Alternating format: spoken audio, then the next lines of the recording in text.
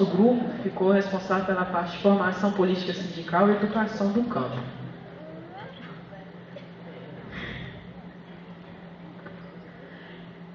Eixo 1, contextualização dos impactos do avanço e capitalismo do campo, propostas ao plano de lutas.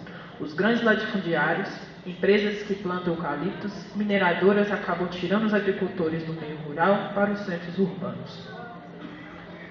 Olha, pessoal, o que acontece muito, o pequeno produtor rural está saindo da zona rural porque chega grandes fazendeiros, compram todas as suas terras para a plantação de eucalipto, a criação de gado, e assim ele vai, ou não tendo onde morar, onde produzir, ele vai para a cidade, onde chega lá, às vezes não consegue serviço, vão passar fome, vão entrar no mundo das drogas.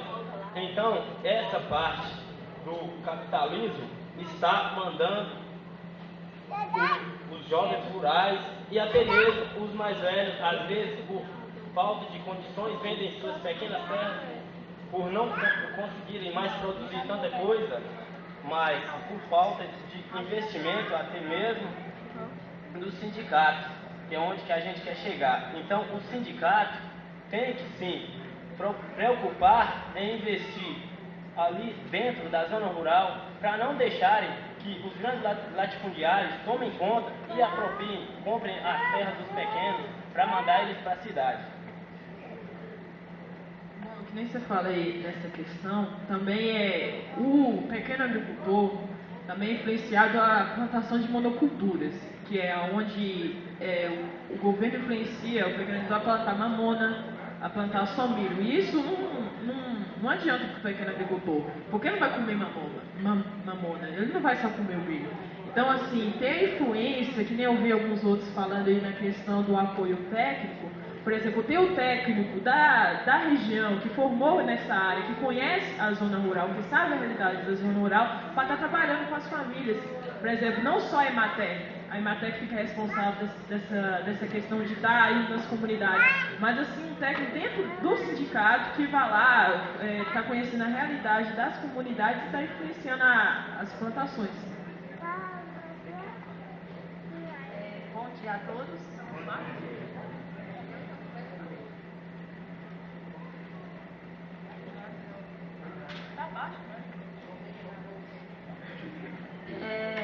Assim, sobre essa questão aqui,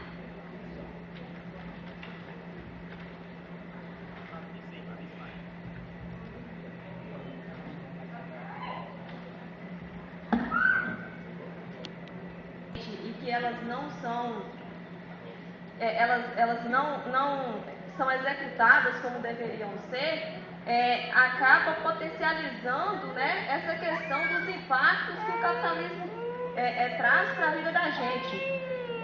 Uma das coisas aí sobre a questão da educação do campo, que poderia mudar esse papel, mudar essa história, né?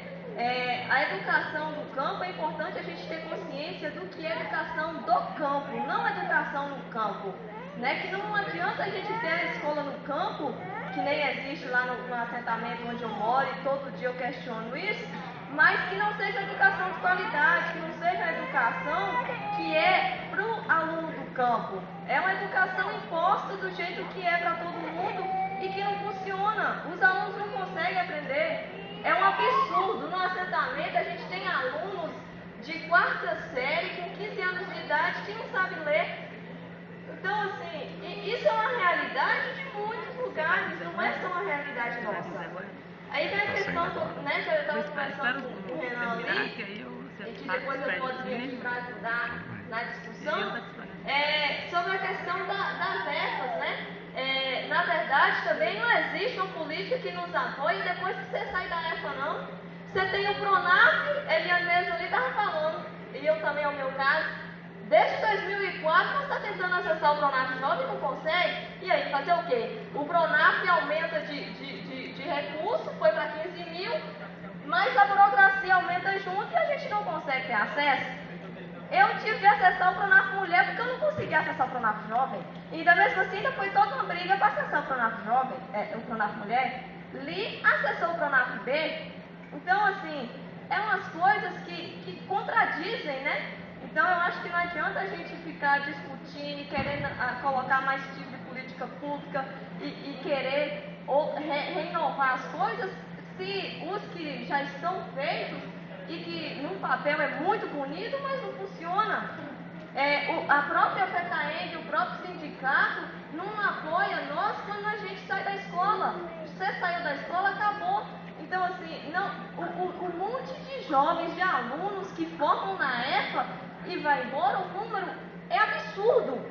Porque, assim, alguns, né, foi discutido muito no grupo, que às vezes o jovem não tem interesse, né, mas também não é colocada para ele, não é dado para ele a opção. E aí, vai fazer o quê? Então, assim, a educação do campo, você sai da EFA, você tem um segundo grau, se você quiser fazer um curso superior, que meu sonho é fazer agronomia, mas eu não tenho oportunidade, eu vou fazer o quê?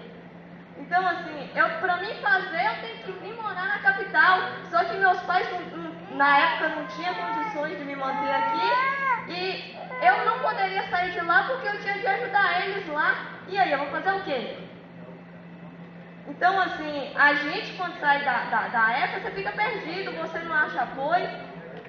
Então, deveria ser elaborado um plano para fazer valer a nossa formação, para a gente mesmo contribuir nas nossas comunidades, para a gente mesmo capacitar e ajudar, contribuir com as pessoas da nossa comunidade. Ensinar eles, ajudar eles a produzir com qualidade, produzir mais.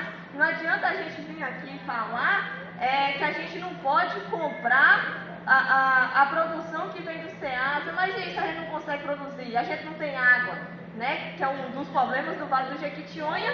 A gente mora no semiárido, e aí, vamos fazer o quê?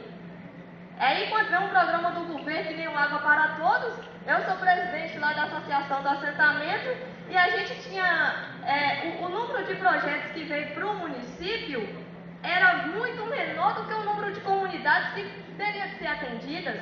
Na minha comunidade são 80 e poucas famílias, e ainda mesmo assim eu não sei se o projeto lá vai conseguir atender todas as famílias. E ainda mesmo assim a gente tinha 3 minutos quando eu cheguei na reunião do conselho. E que o pessoal da Emater falou assim, ó, todo mundo vai ter 3 minutos para defender a sua comunidade. Você vai ter 3 minutos para expor a miséria da comunidade, que na verdade a realidade é essa. E aí nós vamos escolher de todas que a situação é ruim, a situação é caótica, nós vamos selecionar as piores ainda. Então é uma situação horrível.